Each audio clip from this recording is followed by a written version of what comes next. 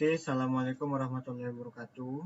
Nah, bertemu lagi di pertemuan 4 tentang software aplikasi.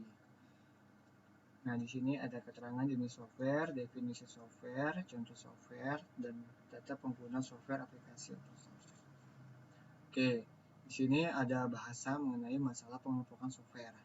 Ya, jadi software itu tidak bergerak sendiri, gitu ya. Jadi software itu dijalankan oleh beberapa software lainnya. Seperti apa? Seperti sistem operasi, ya, middleware atau server. Kemudian ada aplikasi yang server yang kita buat dan bahasa pemrograman. Jadi gini, kita buat website nih, kita buat aplikasi. Nah, aplikasi itu kita mau online kan contoh. Nah, uh, kalau di online kan berarti kita cukup bermain di middleware. Tapi itu untuk klien. Bagaimana kalau misalnya kita memang menggunakan itu sebagai server? Nah, sebagai server berarti kita harus masuk ke dalam software system.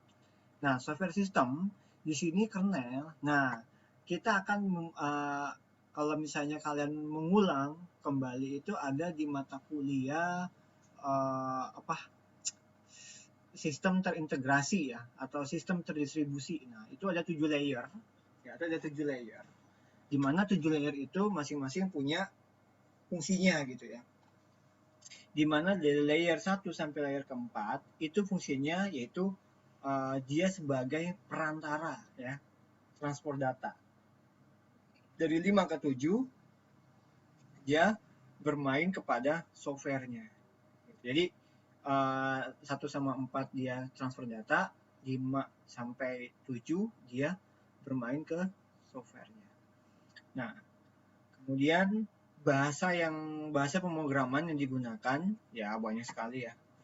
Terserah ya bahasanya sekarang udah banyak, bahkan yang lagi trending sekarang itu bahasa apa ya? Kalau nggak salah ya, Laravel, React Native, kemudian Python, itu lagi booming banget gitu ya. Nah, di sini ada kategorinya. Kategorinya pertama sistem. Ya, kemudian sini ada sistem operasi, tipe softwarenya, contohnya Linux, FreeBSD, Windows, dan lain-lain. Untuk middleware ada software server email, server web, ya, biasa di sini software server aplikasi, media basis data, protokol. Nah, di sini ada contohnya untuk email ada send email, postfit email. Kalau server web ada Apache, kalau aplikasi ada Zoop. Kalau untuk manajemen basis data atau database ada MySQL, ada Postgre, ada Samba, OpenLDAP, OpenSSH. Ini kalau untuk protokol ya, ada Samba, OpenLDAP, kemudian OpenSSH. Gitu ya. Ada aplikasi, itu ada Office, ada lingkungan desktop, banyak banget ya. Kemudian browser web juga banyak sekali. Kemudian manajemen enterprise, kemudian manajemen proyek, dan grup WR. Dan di sini kategori pemrograman ya ada bahasa C, tapi dia bukan berbasis software.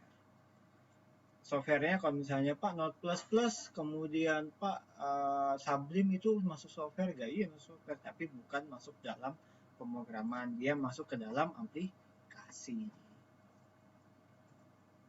Nah, ini adalah pengelompokannya. Ada Office application, ada graphic application, ada internet application, multimedia application.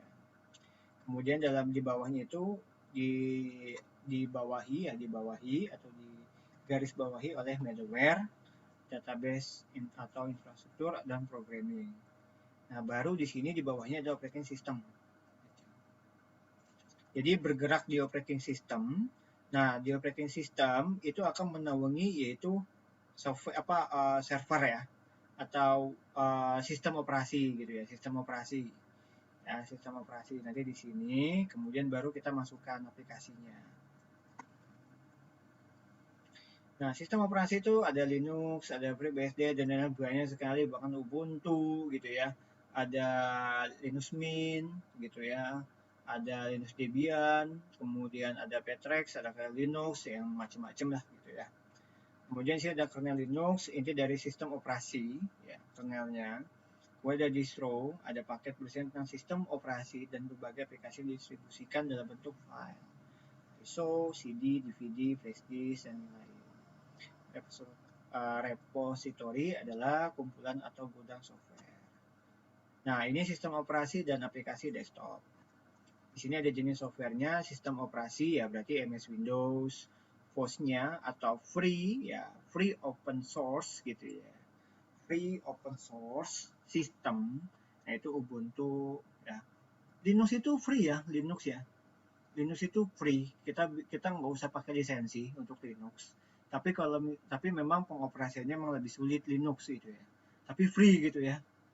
Nah, ya tahulah kalau misalnya yang murah ya berarti yang susah gitu, sulit gitu. Kemudian desktop ada XP, ada 7, ada ada 8, 10 gitu ya. Nah, ini FOS-nya ini ya berarti ya Unity, Manokwari, Genome, banyak banget gitu ya. File Manager ada WinExplorer, proprietary-nya ada File Browser, Natius, Web Browser, IE, Opera, Firefox, Mozilla Firefox, kemudian ada Internet Explorer ya banyak kan. Email Client ada Outlook, ada Evolution, ada Thunderbird dan lain-lain. Banyak sekali ya untuk open source-nya ini banyak sekali. Ini untuk perkantoran ya ada Word, ada Spreadsheet, Presentation. Spreadsheet itu maksudnya Excel ya. Excel. Presentation itu PowerPoint, database, Access, Drawing, banyak banget. Kemudian multimedia juga sama ya, ada GIMP, Inkscape, Audition, OpenSUSE, Blender. Kemudian di sini untuk bahasanya yang lebih ini ya untuk free-nya ya hampir semua bahasa itu free ya. Hampir semua tuh bahasa itu free sebenarnya. Ya, cuman ya tergantung dari penggunaan saja. Nah, di sini aplikasi server ya, kita bisa MySQL, Postgres, Squid. Kita pakai kan masih yang gratis ya. Biasanya kalau untuk penambahan biasanya bayar. MySQL pun juga ada yang lisensinya. Oke, aplikasi enterprise yaitu untuk perusahaan atau organisasi dan database. Nah, di sini ada yang namanya CMS, Content Management System. Kita bisa sebut dengan Joomla ya. Kemudian ada LMS, Learning Management System, Moodle, Edmodo. Kampus kita sebenarnya juga masuk dalam LMS ya, Learning Management System. ERP, kemudian CRM, kemudian HRM, banyak banget ya untuk aplikasi enterprise-nya. Aplikasi web vs native ya. Nah, di sini web apa sih yang kita sering pakai web paling aplikasi-aplikasi ya biasa gitu ya. Nah, tapi di sini ada aplikasi open source-nya, yaitu apa? Contohnya kayak Google Docs, Google Spreadsheet, Google Form, banyak sekali. Jadi rata-rata itu Google itu menyiarkan itu untuk free ya, free free application. Nah, hanya saja apa namanya ya tidak begitu bisa seperti yang aplikasi Microsoft Office yang kita kenal gitu. Dan dia basisnya itu apa namanya sistem terdistribusi dia itu ya di sini ya. Nah, ini untuk contoh dari aplikasi Office desktopnya ada LibreOffice ya, ini tinggal dipelajarin aja. Nanti ada contoh kasusnya Firefox itu natif di Android untuk mengakses aplikasi web misalnya internet banking, sedangkan Permata Mobile di Android bukan website. Nah, ini tugasnya. Silakan Anda menganalisa sistem-sistem di bawah ini, contohnya menggunakan open source. Ya, modelnya seperti ini. Ya, bikin aja seperti ini. Nah, di sini jenis softwarenya, kemudian proprietary-nya, FOSS, gitu ya, jenisnya. Ya, ini banyak sekali ya. Gitu ya. Apakah dia masuk dalam sistem operasi, apakah dia masuk dalam aplikasi perkantoran, apakah dia masuk dalam aplikasi multimedia, gitu. Apakah dia masuk ke dalam pemrograman atau bahasa pengembang. Apakah dia masuk ke dalam server? Bisa juga. Gitu. Nah, kemudian ERP, CRM, tadi ya, HRM. Tadi apa sih itu ngebahas mengenai masalah aplikasi enterprise. Gitu ya. Ini tinggal kalian analisis saja. Oke. Referensinya ada di sini ya. Oke, cukup sekian pesan kasih dari saya. Assalamualaikum warahmatullahi wabarakatuh.